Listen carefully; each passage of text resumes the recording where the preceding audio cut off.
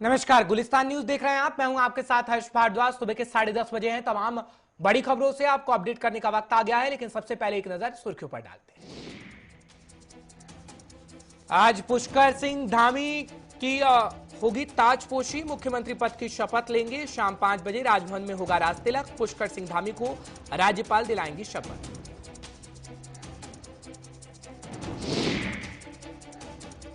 उत्तराखंड में नई चुनावी टीम उतारने की कांग्रेस की भी तैयारी। हरीश रावत को चुनावी चेहरा बनाने का हो सकता है आज बड़ा ऐलान।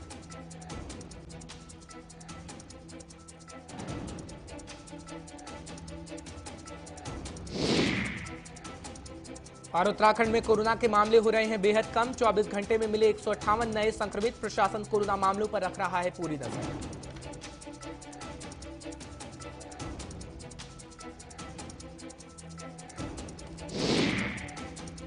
तो चलिए फटाफट से बुलेटिन की शुरुआत करते हैं। सबसे पहले बात करेंगे उत्तराखंड के नए वाले सीएम की, जो कि आज शपथ लेने वाले हैं। शाम 5 बजे का वक्त रखा गया है। आपको बड़ी जानकारी इस वक्त की दे देते हैं, क्योंकि कल ही नाम का ऐलान हो गया था। जिस तरीके से नरेंद्र सिंह तोमर पहुंचे और उसके बाद विधायक दल की मीटिंग हुई और उसके बाद यह ऐलान कर दिया गया कि पुष्कर सिंह धामी को अब नया सीएम बनाया जा रहा है। ताजा जानकारी आपको दे रहे हैं कि आज पुष्कर सिंह धामी मुख्यमंत्री पद की शपथ लेंगे। बड़ी जानकारी इस वक्त की आपको दे दे, शाम 5 बजे राजभवन में होगा शपथ ग्रहण कार्यक्रम और आपको तमाम तस्वीर भी हम दिखाएंगे, क्योंकि पुष्कर सिंह धामी को राज्यपाल शपथ दिलवाती हुई नजर आएंगी। क्योंकि उत्तराखंड का सीएम बनने पर पुष्कर सिंह धामी का परिवार बेहद खुश नजर आ रहा है और वो लोग भी काफी खुश नजर आ रहे हैं, क्योंकि युवाओं के बीच खासा दबदबा पुष्कर सिंह धामी की तरफ से बनाया गया था और युवा काफी खुश उत्तराखंड के अंदर नजर आ रहे हैं। 2022 के अंदर चुनाव होने हैं और उन चुनावों से पहले जिस तरीके का बदलाव हम उत्तराखंड के अंदर देख रहे हैं, वो कहीं ना कहीं आगे की तस्वीर को बदलता हुआ नजर आएगा।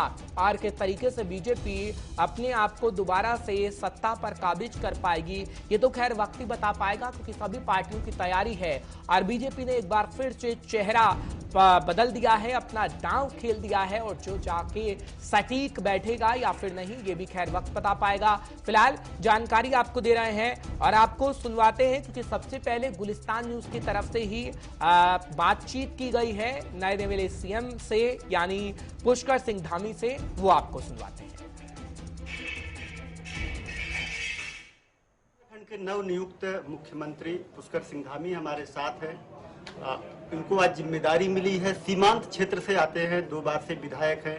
लखनऊ विश्वविद्यालय से शुरू हुआ छात्र राजनीति का सफर आज उत्तराखंड के मुख्यमंत्री जैसे एक गरिमामय जिम्मेदारी पे आकर के पहुंच गया है।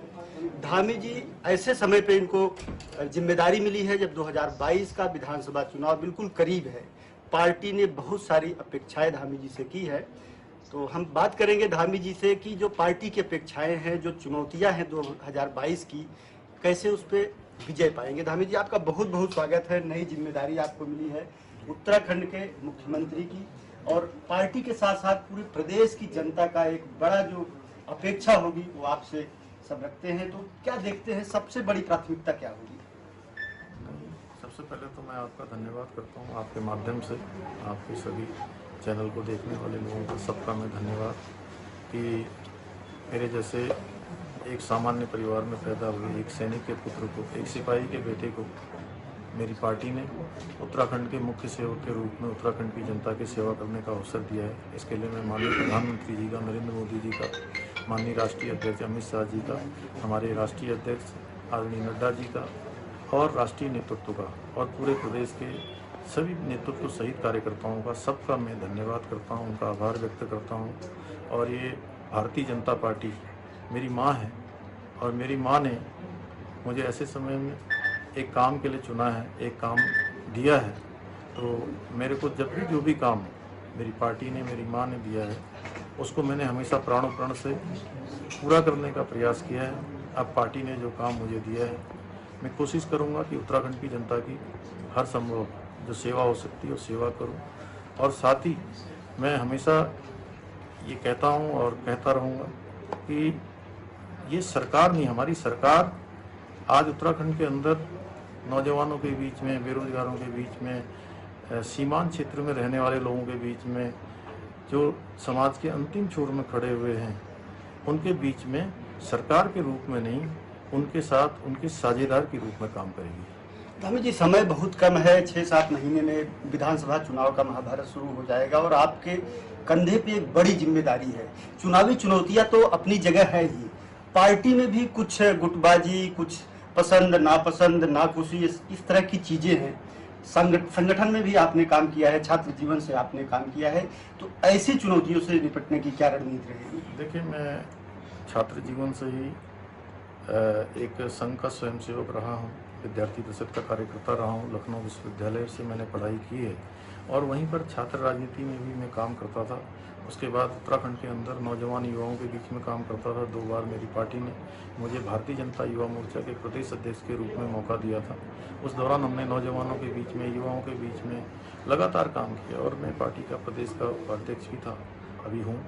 और बहुत सारे कार्यक्रम इस दौरान हमने नौजवानों के लिए, युवाओं के लिए किए हैं। और संगठन में चूँकि शुरू से काम करने के कारण जो हमने सीखा है कि राष्ट्र प्रथम, संगठन द्वितीय और व्यक्ति अंतिम का जो सिद्धांत है, उस सिद्धांत का पालन करते हुए हमारे जितने सीनियर लोग हैं, बड़े हैं, क्योंकि हमारा बड़ा परिवार है और सब लोग यहाँ पर मतभेद हो सकते हैं लोगों के, लेकिन मनभेद हमारे यहाँ कहीं नहीं है। सब लोग मिलजुल कर हम लोग भारतीय जनता पार्टी को आगे बढ़ाने के लिए काम करेंगे, प्रदेश को आगे बढ़ाने के लिए काम करेंगे। सभी लोगों को साथ में लेकर, जो मेरे सीनियर हैं, जो मेरे से काबिल हैं, मैं छोटा हूँ, मैं उनसे उम्र में, आयु में छोटा हूँ, अनुभव में भी छोटा हूँ, उन सब का मुझे जो आशीर्वाद मिलेगा, क्योंकि छोटा होने के नाते सभी लोग छोटे को हमेशा स्नेह करते हैं। एक अंतिम सवाल है, सैन्य पृष्ठभूमि से आप आते हैं धामी जी और सीमांत क्षेत्र का प्रतिनिधित्व भी करते हैं, तो सीमांत क्षेत्र के लिए क्या कुछ विशेष योजनाएं रहेंगी? नहीं, सीमांत क्षेत्र के लिए देखिए, भारत सरकार के हमारे BADP के प्रोग्राम चलते हैं और पहले से भी सीमांत क्षेत्र के लिए मुख्यमंत्री BADP योजना चलती है। उसी योजना को और कोशिश करेंगे और साथ ही साथ जो हमारा जो पड़ोसी देश है नेपाल, उसके साथ हमारे रोटी बेटी के संबंध रहे हैं। और मैं स्वयं पिथौरागढ़ में पैदा हुआ हूँ, वह भी नेपाल बॉर्डर के नज़दीक है। और जो मेरी कर्मस्थली है खटीमा, जहाँ से मैं विधायक हूँ, वह क्षेत्र भी नेपाल बॉर्डर से जुड़ा हुआ है। इसलिए हमारी कोशिश होगी कि जो हमारे रिश्ते हैं, नाते हैं, उनसे उसको और प्रगाढ़ किया जाए, उसको मजबूत किया जाए और जो कहीं कोई कमी है तो उसको दूर किया जाए। अपना बहुमूल्य समय देने के लिए, हमसे बात करने के लिए बहुत बहुत धन्यवाद माननीय मुख्यमंत्री जी। जी, बहुत बहुत धन्यवाद। तो ये थे हमारे साथ उत्तराखंड के नवनियुक्त मुख्यमंत्री पुष्कर सिंह धामी और इन्होंने अपनी प्राथमिकताएं बताई और यही नहीं, उन्होंने बताया कि नेपाल के साथ उत्तराखंड का किस तरह से नैसर्गिक रिश्ता है और उसको भी वो मजबूत करने का काम करेंगे। कैमरा सहयोगी संचित शर्मा के साथ JK 24/7 के लिए देहरादून से धीरेन्द्र प्रताप सिंह। तो आपने सुना जिस तरीके से बातचीत की गई, बहुत कुछ कहा गया है नए सीएम की तरफ से। फिलहाल ब्यूरो चीफ उत्तराखंड इस वक्त हमारे साथ जुड़ चुके हैं धीरेन्द्र, बहुत बहुत शुक्रिया हमारे साथ जुड़ने के लिए। धीरेन्द्र, क्या तस्वीर अब आप उत्तराखंड के अंदर देखते हैं? क्योंकि एक छोटा सा सवाल मेरा यही रहेगा कि चेहरे का बदलाव और कितना फायदा बीजेपी को होने जा रहा है 2022 के अंदर। धीरेन्द्र, बिल्कुल हर्ष, देखिए यह जो बदलाव बीजेपी ने किया है, निश्चित रूप से इस बदलाव के पीछे बीजेपी को 2022 का चुनावी रण जीतने का जो लक्ष्य है उसे हासिल करना है। और जिस तरह से बेहद कम उम्र के, यानी 45 साल की उम्र के एक व्यक्ति को उन्होंने मुख्यमंत्री बनाया है, कुमाऊं रीजन से ये बीजेपी के दूसरे मुख्यमंत्री होंगे। आपको बता दें कि 2000 में जब उत्तराखंड राज्य का निर्माण हुआ, गठन हुआ और अंतरिम सरकार बनी, नित्यानंद स्वामी 1 साल सवा साल रहे और उसके बाद भगत सिंह कोश्यारी को मुख्यमंत्री बनाया गया। उसके बाद बीजेपी ने कुमाऊं को कोई अवसर नहीं दिया था। तो इसको लेकर के एक कहीं अंदर खाए एक गहरा आक्रोश भी कुमाऊं के गढ़वाल रीजन से। बीजेपी ने अब तक कुल 6 मुख्यमंत्री बनाए हैं, जिसमें से 4 मुख्यमंत्री गढ़वाल रीजन से थे। तो ये दूसरे मुख्यमंत्री है जिन्हें कुमाऊं से बनाया गया है। तो इसलिए उन्होंने इस एक चेहरे के साथ ही जातीय और क्षेत्रीय दोनों समीकरण साध लिया, मैदान और पहाड़ दोनों को साधने का कोशिश किया है। तो आप देख सकते हैं कि इस तरह से जो पुष्कर सिंह धामी, जिनका एक जो ट्रैक रिकॉर्ड देखे, उनका बैकग्राउंड देखे, सैन्य पृष्ठभूमि से आते हैं और लखनऊ यूनिवर्सिटी से जिन्होंने राजनीति का सफर शुरू किया था, लगातार संघर्ष करने वाले व्यक्ति रहे हैं। युवाओं के लिए इनके मन में काफी मन में क्या बल्कि इनके पीछे जो चलने वाली भीड़ थी वो युवाओं की थी। युवाओं के निर्विवाद नेता रहे, 2 बार भारतीय जनता युवा मोर्चा उत्तराखंड प्रदेश के प्रदेश अध्यक्ष भी रहे हैं। तो इस तरह से देखें, ये जो चेहरा बदला है बीजेपी ने, निश्चित रूप से 2022 के चुनावी रण में उसको किसी भी तरह से अपनी नैया पार करनी है और सत्ता में दोबारा वापसी करनी है। और उसे पूरी उम्मीद है, उनके रणनीतिकारों को पूरी उम्मीद है कि बीजेपी जो है सत्ता में वापसी कर लेगी पुष्कर सिंह धामी के चलते। ठीक है धीरेन्द्र, लेकिन जो समीकरण साधने की कोशिश कहीं ना कहीं बीजेपी की तरफ से की गई है, अब हम देख रहे हैं कि चेहरे का कहीं ना कहीं बदलाव कर दिया गया है। तो जो नाराजगी त्रिवेंद्र सिंह रावत के लिए थी, जो नाराजगी तीरथ सिंह रावत के लिए थी, अब क्या वो धामी साहब जब आ गए हैं तो वो नाराजगी क्या दूर हो पाएगी जो पहले नाराजगी लोगों की बनी हुई थी? धीरेन्द्र, शायद धीरेन्द्र को आवाज नहीं पहुंच पा रही है, हम कोशिश करेंगे धीरेन्द्र से दोबारा जुड़ने की।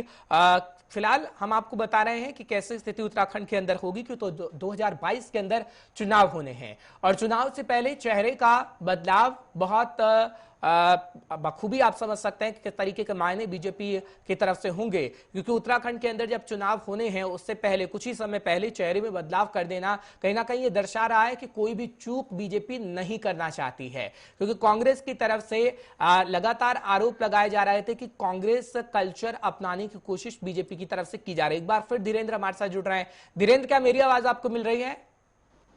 जी, हर साहब की आवाज आ रही है। धीरेन्द्र, मेरा सवाल ये है कि जो सभी समीकरण को फिट बैठाने की कोशिश बीजेपी की तरफ से कर दी गई है, अब आपको क्या दिखता है? क्योंकि हम देख रहे थे कि त्रिवेंद्र सिंह रावत को लेकर लोगों में खासा नाराजगी थी। उसके बाद जब नए नवेले मुख्यमंत्री साहब को लाया गया तीरथ सिंह रावत को, और उनके बयान भी कुछ ऐसे आए कि कहीं ना कहीं गहमा गहमी का माहौल उत्तराखंड के अंदर हुआ और ये कहा जा रहा था कि लोग उनसे भी कहीं ना कहीं नाराज हैं। तो अब जो भरपाई है, जो लोगों की नाराजगी है, वो कुछ ही महीनों के अंदर दूर हो पाएगी जिस तरीके से पूरे समीकरणों को फिट बैठाया गया है बीजेपी की तरफ से? बिल्कुल हर्ष, देखिए पुष्कर सिंह धामी के सामने दोनों उदाहरण हैं, तीरथ सिंह रावत का और त्रिवेंद्र सिंह रावत का। त्रिवेंद्र सिंह रावत अल्पभाषी थे, लेकिन इसके साथ ही साथ उनका जो व्यवहार था थोड़ा रूखा व्यवहार था। वो आम जनता से कनेक्ट नहीं कर पाते थे, कार्यकर्ताओं से कम्युनिकेशन नहीं स्थापित कर पाते थे। तो ये सारी चीजें जो है उनके लिए बेहद नेगेटिव, नकारात्मक रही और उनको 4 साल में हटना पड़ा अपने पद से। तीरथ सिंह रावत के साथ ये चीजें नहीं थी, वो कम्युनिकेशन स्किल में अच्छे थे, पारंगत थे, कार्यकर्ताओं से डायलॉग स्थापित कर लेते थे। लेकिन उनके साथ दिक्कत ये थी, वो बड़बोले थे। वो कभी भी बयान कुछ भी दे देते थे जिसके पीछे का जो निहितार्थ होता था उसकी वजह से पार्टी को बहुत बार शर्मिंदा भी होना पड़ता था और मैसेज गलत जाता था। इन सब चीजों को देखते हुए पार्टी ने शायद पुष्कर सिंह धामी को मुख्यमंत्री बनाया, जो युवा भी है और युवाओं के बीच उनको काम करने का अनुभव है, पार्टी के कैडर से आते हैं, लगातार एबीवीपी संघ के नजदीक रहे हैं और 2 बार से विधायक हैं। तो और उनके पास बड़बोले नहीं है, सबसे बड़ी बात है ये बड़बोले नहीं है। 2 बार के विधायक हैं, लगातार 20-25 साल से राजनीति में सक्रिय है, लेकिन इनका कोई बयान आज तक हमने विवादित नहीं सुना। तो इस तरह से कह सकते हैं कि इनके सामने एक उदाहरण है कि न तो ज्यादा बड़बोला बनना है, न तो ज्यादा भाषी बनना है। जो भी बोलना है, जो भी करना है, संतुलन बिठा के करना है। और आपने अभी हमारे टिकटॉक में सुना भी कि किस तरह से उन्होंने कहा कि वो छोटे हैं, अनुभव कम है, लेकिन सारे लोगों को साथ लेकर के चलेंगे। जो सीनियर है उनके अनुभव को तरजीह देंगे, तवज्जो देंगे। इसके साथ ही जो युवा है उनके विचारों को भी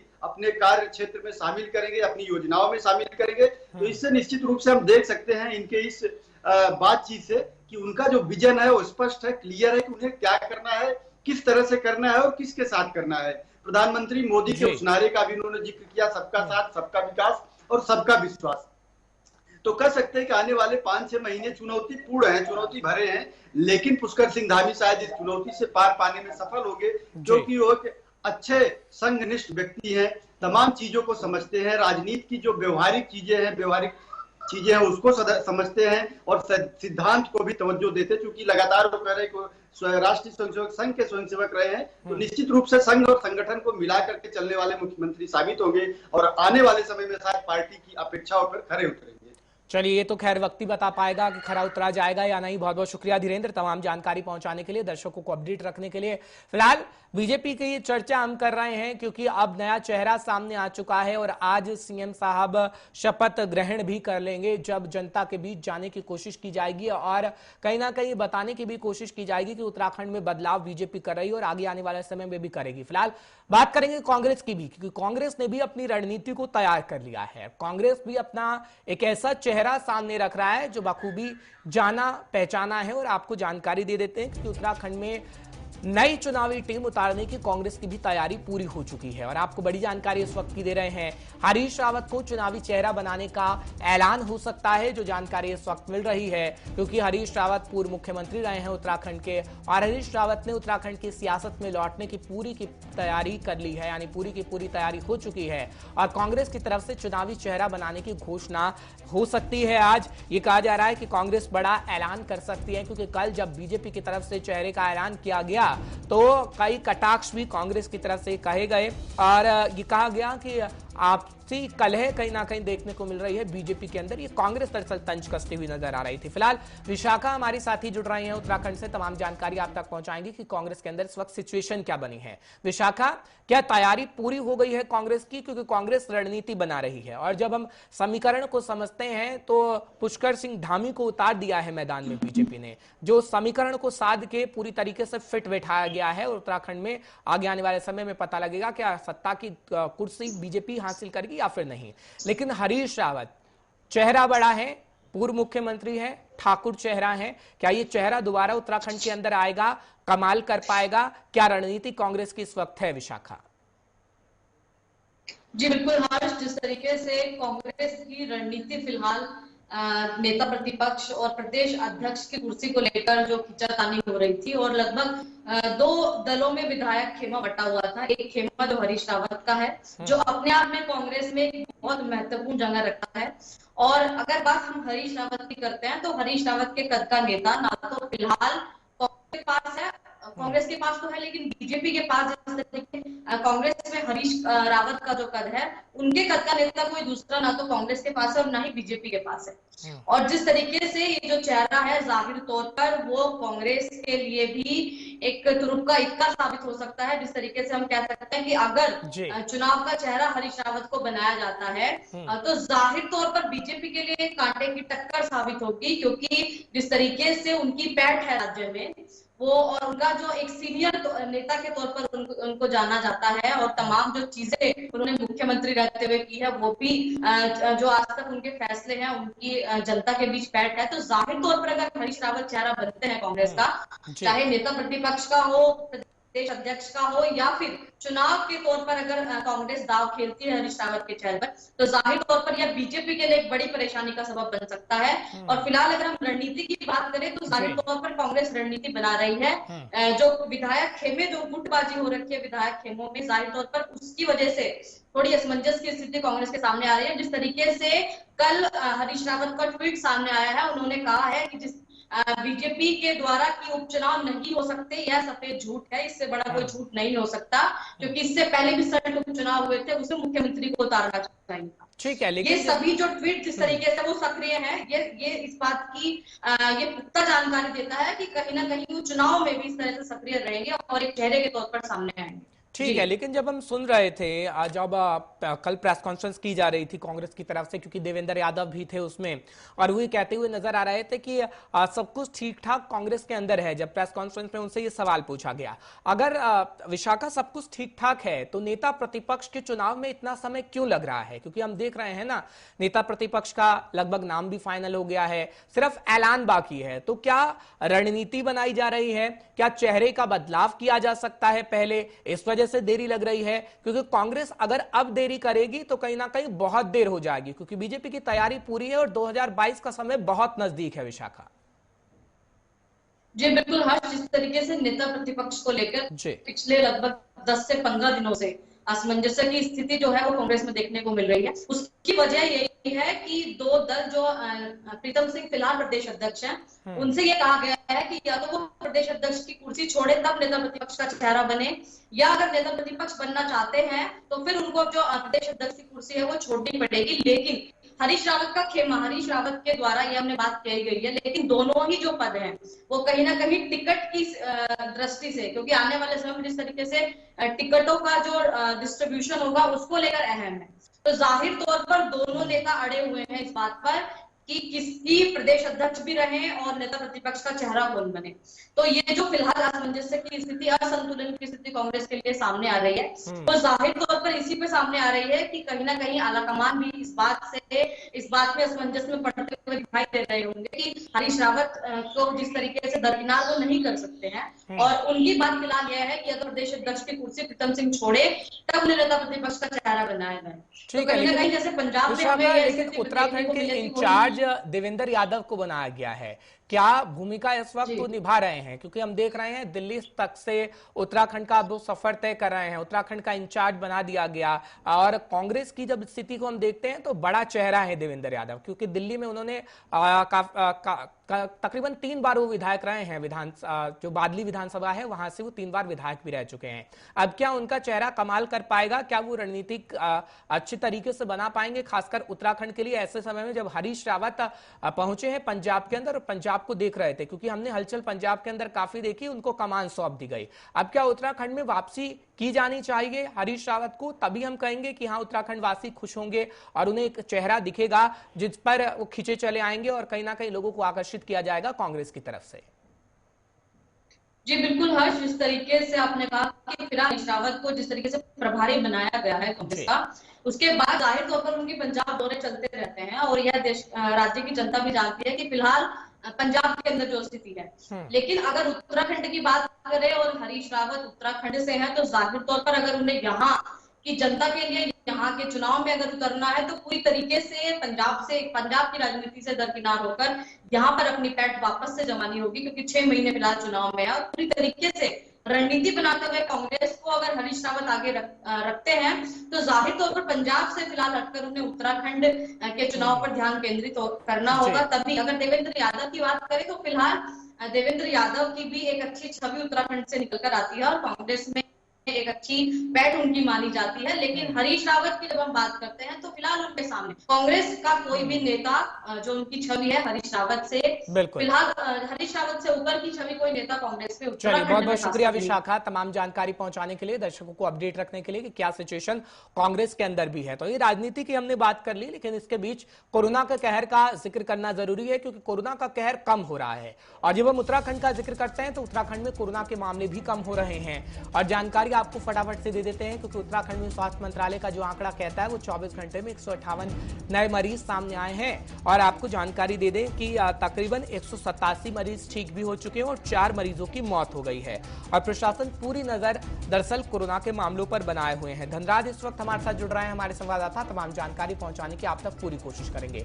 धनराज, कैसी स्थिति उत्तराखंड में कोरोना को लेकर बनी हुई है? क्योंकि वैक्सीनेशन की प्रक्रिया जोरों पर इस वक्त चल रही है। मैदानी इलाकों से लेकर पहाड़ी इलाकों तक कैसी वैक्सीनेशन की प्रक्रिया है और क्या वाकई अब आप देखते हैं कि सिचुएशन उत्तराखंड में पूरी तरीके से ठीक हो चुकी है, खासकर कोरोना को लेकर? धनराज जी बिल्कुल हर जिस तरीके से कोरोना के मामले अब कम होते नजर आ रहे हैं कि 24 घंटे की बात करें तो 158 मामले संक्रमित उत्तराखंड में निकले हैं और 4 लोगों की मौत भी हुई है, जो चिंताजनक है। लेकिन जिस तरीके से लगातार कोरोना के मामले अब कम होते जा रहे हैं तो कहीं ना कहीं ये कहा जा सकता है कि एक राहत भरी खबर उत्तराखंड में ये निकल कर आ रही है कि जो कोरोना के मामले कम हो रहे हैं, कहीं ना कहीं वैक्सीन का असर जरूर देखने में मिल रहा है। और यदि वैक्सीन की बात करें तो मैदानी इलाकों की बात कर ले पहले की, जो मैदानी इलाके हैं उनमें लगातार वैक्सीनेशन का कार्य किया जा रहा है और तमाम सेंटर लगाकर वैक्सीनेशन किया जा रहा है। जिस तरीके से प्रधानमंत्री नरेंद्र मोदी ने एक अभियान 21 जून से जारी किया था कि सभी लोगों को वैक्सीनेशन लगाया जाएगा, अलग अलग सेंटर बनाकर वैक्सीनेशन किया जाएगा। लगातार देखा जा रहा है कि जिस तरीके से हम देख रहे हैं फील्ड में उतरकर तो तमाम सेंटर पर वैक्सीनेशन लगाई जा रही है। हालांकि अभी जो 18 वर्ष से अधिक के लोग हैं उनको अभी वैक्सीनेशन नहीं उत्तराखंड में मिल पा रही है, क्योंकि वैक्सीनेशन की पहले से ही शॉर्टेज नजर आ रही है। यदि हम बात करें पहाड़ी इलाकों की और ग्रामीण क्षेत्रों की, तो वहां पर भी वैक्सीनेशन का कार्य लगातार किया जा रहा है। सरकार की बात करें, जिस तरीके से अभी मुख्यमंत्री तीरथ सिंह रावत थे तो वो लगातार उस पर अपनी नजर बनाए हुए थे, लेकिन अब मुख्यमंत्री बदल चुके हैं, अब पुष्कर सिंह धामी आ चुके हैं। अब देखने वाली बात होगी कि किस तरीके से वैक्सीनेशन पर वो अपनी नजर बनाते हैं और किस तरीके से कोरोना के मामलों को वो कंट्रोल में रखते हैं। जी बहुत बहुत शुक्रिया धनराज, तमाम जानकारी पहुंचाने के लिए, दर्शकों को अपडेट रखने के लिए कि फिलहाल सिचुएशन कोरोना को लेकर कैसी है। फिलहाल आपसे भी अपील यही है कि कोरोना अभी खत्म नहीं हुआ है। हाँ, मामले जरूर कम आए हैं, लेकिन आपको सावधानी सतर्कता बरतनी नहीं छोड़नी है। फिलहाल एक ब्रेक ले रहे हैं, ब्रेक के उस पार गुलिस्तान न्यूज पर खबरों का सिलसिला बरकरार रहेगा।